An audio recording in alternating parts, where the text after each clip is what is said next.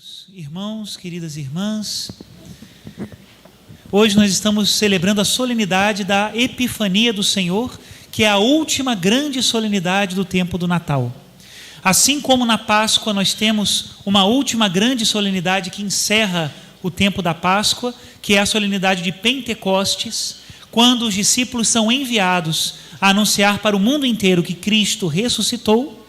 Assim também no tempo do Natal nós encerramos o momento litúrgico, esse tempo, com uma solenidade que é a Epifania, e onde nós também somos enviados ao mundo inteiro para dizermos, assim como os magos, que Deus se fez homem, que Deus veio na nossa carne e que Ele veio para nos salvar.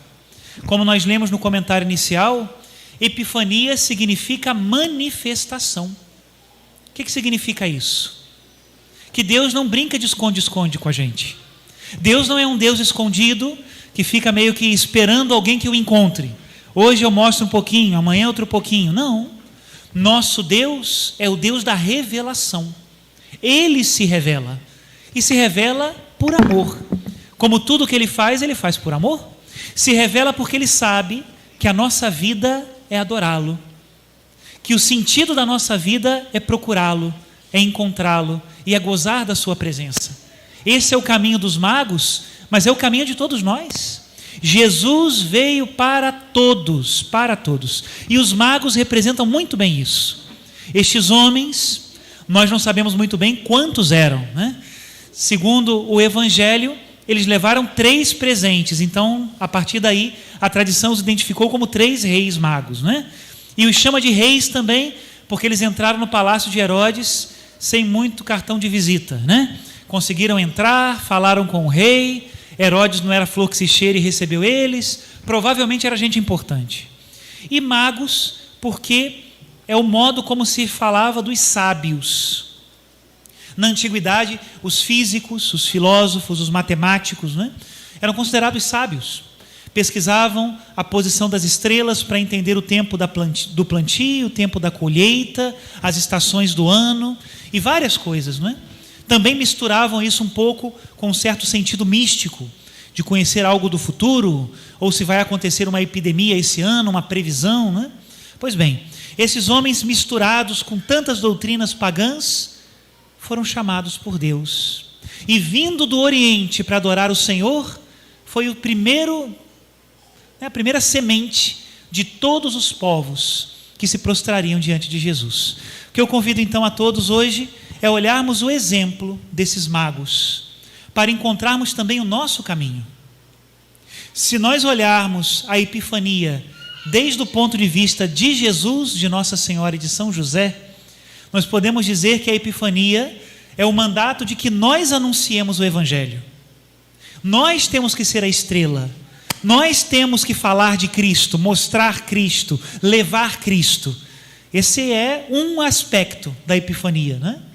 Mas se nós olharmos a Epifania desde o lado dos magos, destes homens que vieram de longe procurando Jesus, nós vamos entender que a Epifania também é procura, busca, encontro. E eu penso que hoje poderia ser essa a mensagem da Epifania para nós, não é? Nós também procuramos o Senhor. Nossa vida não é outra coisa senão procurar Cristo. Triste daquele que chega e diz: já basta, já encontrei, já não tenho mais o que procurar. Está errado, né? Quando nós procuramos algo que é infinito, o caminho não termina nunca. E a alegria está justamente em fazermos o caminho. Vamos aprender isso com os magos, né? 3 atividades, podemos dizer assim, dessa busca que os magos fizeram pelo Rei dos Judeus e que pode ser também motivo e exemplo para a nossa busca. Como eu dizia no início da missa, o Papa Bento XVI, uma vez explicando esse evangelho, inclusive isso foi citado pelo Papa Francisco agora no último dia 6. Ele dizia: o caminho externo dos magos era um sinal, um símbolo de um caminho que eles tinham no coração, de um caminho que eles faziam dentro. Nós também. Primeira coisa desse caminho, a pergunta. Meus irmãos, o Espírito Santo é mestre em desorganizar um pouco as coisas para que nós questionemos, perguntemos, procuremos. Ele é um Espírito que vai nos dando força para continuar o caminho, não é? E as perguntas são importantes. Quando nós olhamos para os magos, o que eles perguntavam, não é? As perguntas que todo ser humano faz. Ontem eu vi numa pregação do Padre Léo, falecido Padre Léo, né? Ele falava de um livro do Padre Jonas Abib desse jeito. Ele dizia: qualquer pessoa pode ler esse livro do Monsenhor Jonas, porque aqui Monsenhor Jonas fala ao coração. Mesmo um ateu pode ler esse livro. E aquilo me chamou muito a atenção para a festa de hoje. Também esses homens não conheciam as Escrituras de Israel, mas tinham no coração a procura, as questões importantes. Por que eu estou aqui? Qual é o meu caminho? O que eu tenho que encontrar? Qual é a minha missão no mundo? Nós não podemos calar essas perguntas. E é pena quando nós calamos.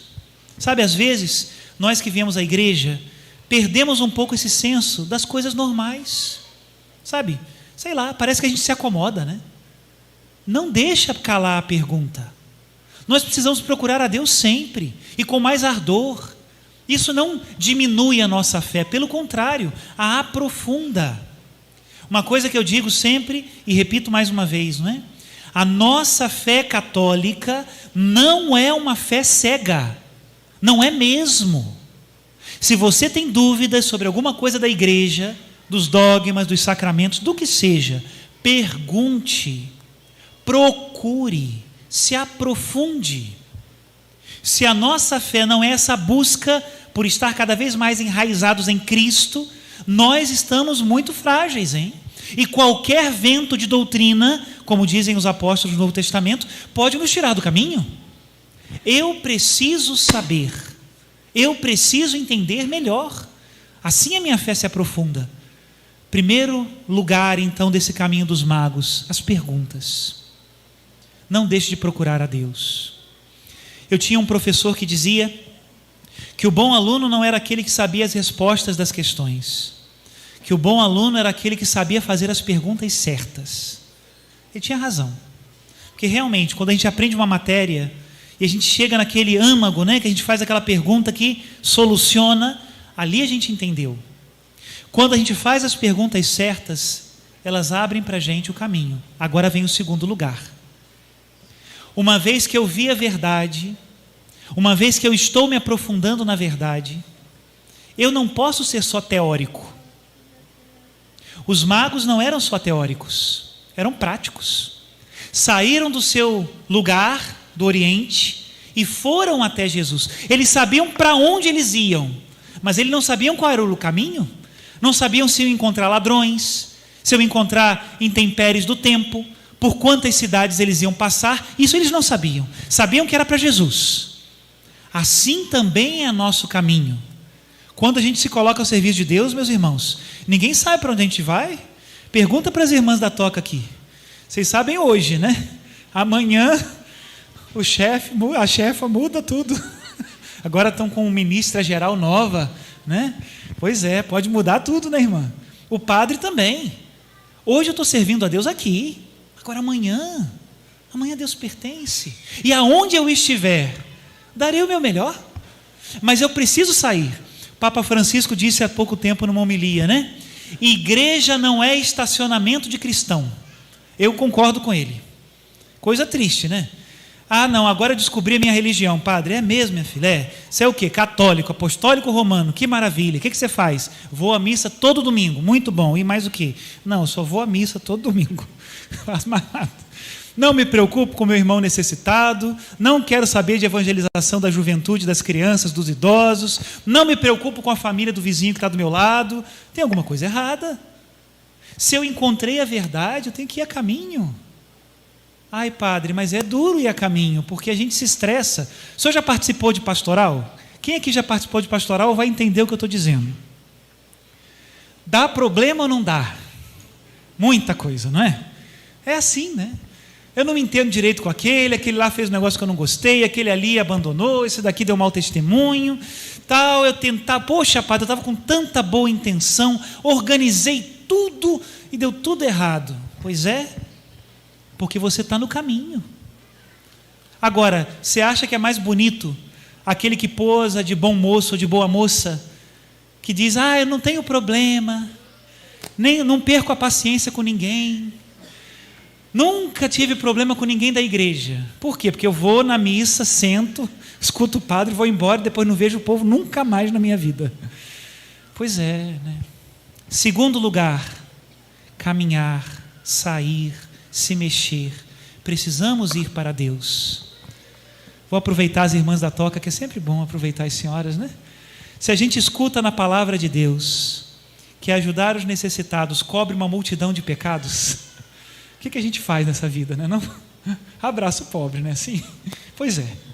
Se a gente escuta na palavra de Deus que Jesus é a resposta para os casais, para a juventude, para as crianças, se a gente vê no mundo que os menores, que as crianças estão perdendo o sentido das coisas divinas, como é que eu não vou abraçar uma catequese, ou um serviço, ou um acampamento de férias, ou alguma coisa, ou o vizinho, né? E botar lá na televisão um desenho bíblico para os meus filhos verem. Como? Como eu não vou fazer nada, né? E agora vamos para o terceiro ponto e terminamos a reflexão. As perguntas importantes, o caminho e o final do caminho. Vimos a sua estrela no Oriente e viemos adorá-lo. Esse é o final, adorar a Deus. Os magos trouxeram ouro, incenso e mirra. E nós o que trazemos? A resposta que engloba tudo. Nós trazemos o nosso melhor. Uma vez o Moisés, que é fundador da comunidade Shalom, ele falava sobre a evangelização da juventude para nós. Ele dizia assim: gente, olha, lembrem de uma coisa, peça ao jovem pouco e ele não te dará nada. Peça ao jovem muito e ele vai te dar pouco. Peça ao jovem tudo e ele te dará tudo. Essa é a diferença. O que você vai oferecer a Deus? O seu melhor. Diz o Antigo Testamento: amarás o Senhor teu Deus com todo o teu coração, com toda a tua inteligência, com todas as tuas forças. É tudo. O que eu entrego a Jesus?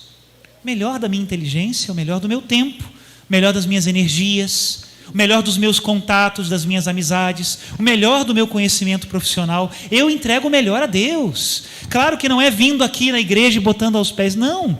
É no seu trabalho, é na sua casa, é na missão que Deus te deu, é naquela pulguinha que Deus colocou atrás da sua orelha e diz: poxa, eu tenho que fazer isso. Entregue a Deus sempre o melhor. Essa é a fórmula que nunca dá errado e que a gente sempre chega a Belém. Em Belém não é lugar de gente que dá pouco. Aqueles que tinham só um cantinho da pousada nem abriram para José e para Maria. É tudo. Pode ser até um presépio, mas vamos combinar? Era o presépio todo deles. Assim também o nosso coração. Senhor, eu tenho aqui um presépio, um estábulo, um lugar sujo, fedido, mas olha, é só do Senhor. É isso. Eu mais uma vez volto a dizer, né? Não sei, depois no final do mês vocês vão saber que o Padre Zé Rui vai fazer uma cirurgia essa semana, vou ficar um mês aí de molho, né? Convalescente. E nesse mês eu vou dar o meu melhor a Deus. Eu não vou poder ficar de pé para celebrar a missa aqui com vocês durante um tempo, mas o que eu puder fazer de melhor eu vou fazer.